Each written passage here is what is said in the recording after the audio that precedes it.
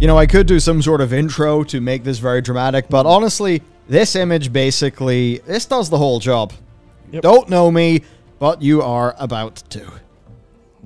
Because certain Affinity, we don't know him. I think we're going to, though.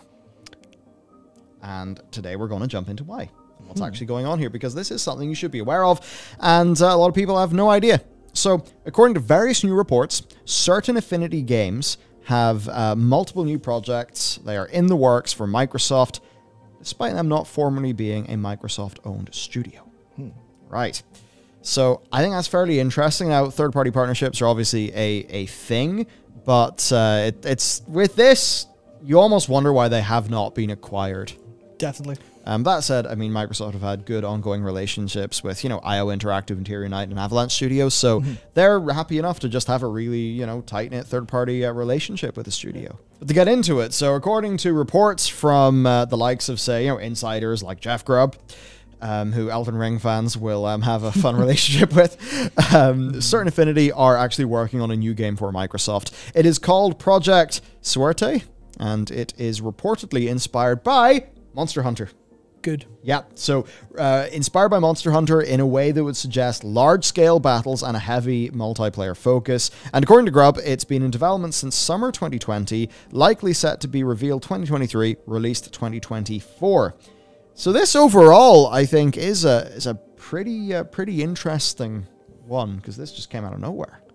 Yeah, I think when we start to talk about certain Affinity's history, you can sense a little bit of excitement, but I think it kind of speaks to something that I've been surprised hasn't happened before. I mean, obviously it sort of has. You know, if this has started in summer 2020, I can't remember. No, I suppose Monster Hunter World is older than that. Monster Hunter World really exploded in 2017, I think that came out, 2018? Something like that. Feel old now. Yeah, for sure. Absolutely. But there's so many genres of games and fantasies of games that the East has just reliably nailed. And you're like, why is no one doing anything like this in the West? I was like, oh, because they're all making fucking shooters and live service loot traps, as opposed to games that are like, hey, here's a really cool gameplay-oriented game for you to play that has a long tail to it for being good. So I think that a little bit of emulation there from studios with good promise based on their experience is, I would say, more exciting than I'm actually, I'm almost ashamed of being this excited, because in my head I'm like, well, you're not going to out Monster Hunter, the Monster Hunter developers. At the same time, it's still competition for that genre is outstanding. And it might not be the only thing, Matt, because there could be more. So according to Windows Central, who have independently verified what Grubb's earlier report had been saying about the Monster Hunter title, certain Affinity are also working on a new mode for Halo Infinite. I think that's pretty great, because Halo Infinite is absolutely this thing that could be built upon. I think we can all agree, and most importantly, the core of that game is excellent. So Jez Corden of Windows Central is writing that he has received some separate hints that this mode could be a take on Battle Royale or something completely different entirely. There you go. I would assume something that would be competing for the Battle Royale kind of market niche. Yeah. Certainly if you look at Halo and its weapons, you could maybe see how you could do you start off with the base weapons, maybe you perform well, you upgrade your weapons or something. Hard to say exactly, but it would be cool. The idea of Microsoft putting more and more and more resources into Halo Infinite, really trying to build that out. Maybe actually earn the Infinite in Infinite. Instead of Halo, play multiplayer and campaign, please. Yeah. So, who are these people? Who are they? Well, they're evidently close friends, given Microsoft their alleged decision to greenlight an entirely new IP from what traditionally is a support studio, and to B, let that studio create a significant piece of content for one of their flagship franchises. It's like, hey, make a Monster Hunter competitor for us. Hey, do a big thing for Halo. That shows trust. Yeah, it's actually evoking Bluepoint vibes for me. Yeah, it is. It's obviously Bluepoint, owned like hell with the remix they're working on, especially Demon's Souls. And now they're like, yeah, go make your own IP. Here's all the money we have, work away. So basically for their history, they've had lucrative partnerships with Microsoft, Activision Blizzard, Valve, and Bethesda. And to go into what they do, so 15-year relationship with Microsoft that started with Halo 2's Blastacular map pack. They also made Tombstone and Desolation, which were remakes of of Hang 'em High and Derelict from Halo 1. They then led the client-side design and development of the Halo Waypoint Xbox 360 app. Remember that thing? In 2009. They collabed with Saber Interactive and 343 on the Halo Combat Evolved anniversary, developing 7 co-op and PvP maps. They did the Defiant map pack for Halo Reach. They developed Forge, the Domination game mode, and 10 PvP maps for Halo 4 in 2012. They later did 8 more maps as a part of the Majestic, Castle, and Bullseye map packs. They took charge updating Halo 2 for Master Chief Collection in 2014. So they've done a lot on Halo. Again, for that too, more Forge improvements and multiplayer map remakes. For Activision then, well, they did multiplayer maps on World at War. 4 PvP maps and UI, UX design for multiplayer. They worked on various multiplayer features for 2010's Black Ops, which obviously was a humongous success that kicked off their most profitable sub-franchise of Call of Duty. They did 5 multiplayer maps, and they did more maps in the First Strike DLC. They did support, map dev, and multiplayer design support for Ghosts. So nobody remembers that. And they actually handled Call of Duty 4 Modern Warfare Remastered in 2016, updating art assets and mechanics, improving NPC AI, and remastering 14 single-player maps. Yep. Big. Yeah. There's a little quote from them there saying, Modern Warfare Remastered is frequently mentioned as one of the best remasters executed in the industry, and we take pride to have been a large part of that effort. Yeah. And I mean, that's obviously more Blue Point vibes, where you're like, okay, maybe you're not leading in an individual project, but, if you're not spending a lot of the time doing different bits of pre-production, different bits of production, different bits of wrapping up, if you're just pumping content for other games, then you're going to be really good at that content. Unlike, some of the studios, because obviously, name a studio that has extensive map design expertise across a range of Halo and Call of Duty games. The fact that people don't know this name honestly feels a bit of a shame. Yeah. Obviously, I don't know which individual maps. I don't know what kind of quality it is, but generally speaking, that's they've done a lot of the hard work. They've done a lot of the hard work for multiplayer, which is where a lot of these games really grew up and got their feeling from. So, in the vein of recently talking an awful lot about how experience is important, assuming these don't have high turnover, because I imagine these support studios won't, because they likely don't get wrecked by crunch because they aren't in charge of projects. I imagine they just go, yeah, we're going to do some good shit all day long, every day. I imagine, with Blue Point, and I guess, and a couple other remaster studios, they're just some of the best in the industry, just really secretly. Yeah. And for other things, they did do some original IP, not super important. I mean, their first original project was Age of Booty in 2008, which was a pirate adventure game inspired by Settlers of Catan. Average reviews. That actually had a sequel on iOS. Then there was Crimson Alliance in 2011, which was a co-op action RPG developed by Microsoft Studios for Xbox Live Arcade. Again, average reviews, average reviews. But as well, in that era, Microsoft they've messed everything up. Yeah, Scalebound. Yeah. Honestly, they were likely projects that they were you've got 2 months to make your own project because we don't need Halo support. They're sure, jam something out. Yeah. So them having full support for a massive project is I mean, if they can, I guess it's the fundamentals of map design taken to designing a Monster Hunter style layout for an arena.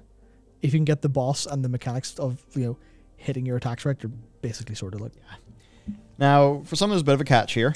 There is another thing, which is that they are working with Gala Games on Last Expedition. And I look at that, I'm like, Expedition, space game? Okay, sounds cool. Seems reasonable.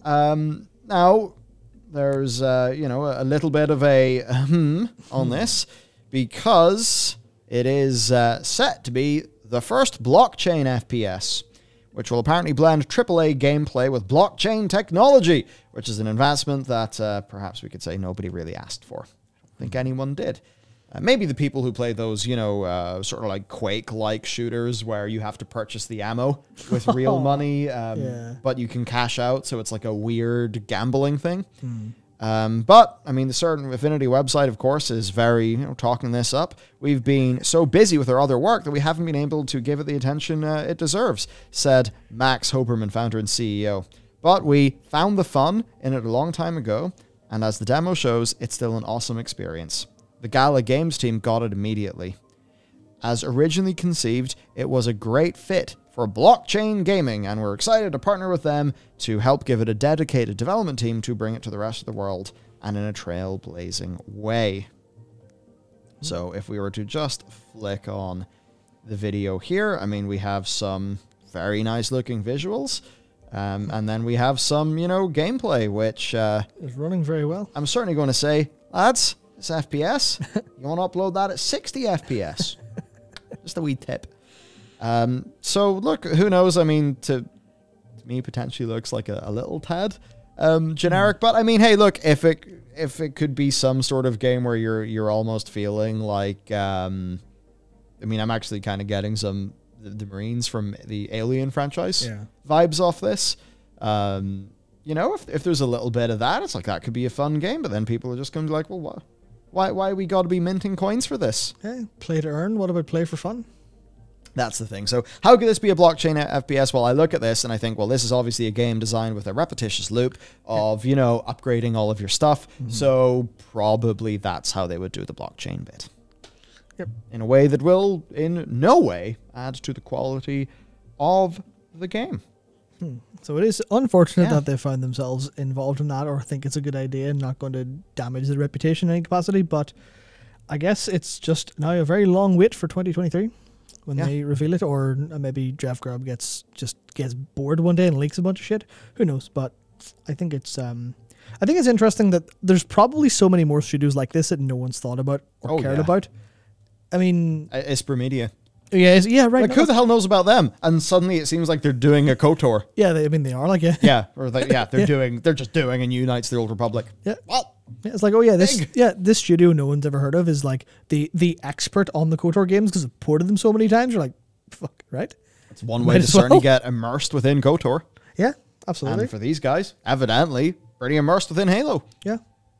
So, you know, I think given their experience there, yeah, sure, I trust them to make a great Halo, you know, add-on sort of new game mode experience. Just this whole bit is a little bit, you know, unfortunate. We'll pit players against hostile alien world, challenging their skill, focus, and resourcefulness like never before, while empowering them through true asset ownership that only blockchain can provide. And, you know, in a way, it is true. Yeah, if it's being ran through that technology, then, you know, on like that more fundamental level, it's like, yep, this thing is sort of technically, it's a thing you own, it's unique, there is scarcity, a lot of those things that you kind of need to have a currency, really. Yeah. But then it's like, well, okay, but what does it solve? Is it really worth the cost, et cetera, et cetera, et cetera? And most people would say right now, no. How does it make the game more fun? I can see how it could make somebody want to grind the game more in order to get those true assets to sell. So I could see how it could get people to grind the game more. And maybe if there was other optional cosmetics that could be purchased, you know, buy those. Right? But, you know, that's basically just saying, oh yeah, you know, I go to work at this video game that I play, and, you know, you do have the standard uniform, but actually my job has a special add-on store where I can purchase some optional cosmetics so I can have a cooler looking work uniform while I go out to mine some truly unique digital assets that I can then sell. Yeah. That's what all of these blockchain true ownership things truly are for the companies who are making them. Make no mistake. Yep. I would really love to, you know, just get all of the executives who greenlit Play to Earn or talking about Play to Earn and just show them like the stack of studies that show what extrinsic motivation does to intrinsic motivation in already fun activities, and just be like, hello, you're killing video games. Yeah. This idea is literally going to kill video games. Thank you. Please don't. Thank you very much. Yeah, and on the bombshell of video games being dead, that's it for the video. So, an interesting thing, maybe Microsoft have got another little thing up their sleeve that the rest of us, well, weren't aware about and didn't really sort of figure into our reckoning. So, interesting stuff. Of course, check out this video next. There is much great stuff on this channel for you to listen to and watch and enjoy. And with that, thank you for watching, and me and Matt will see you next time.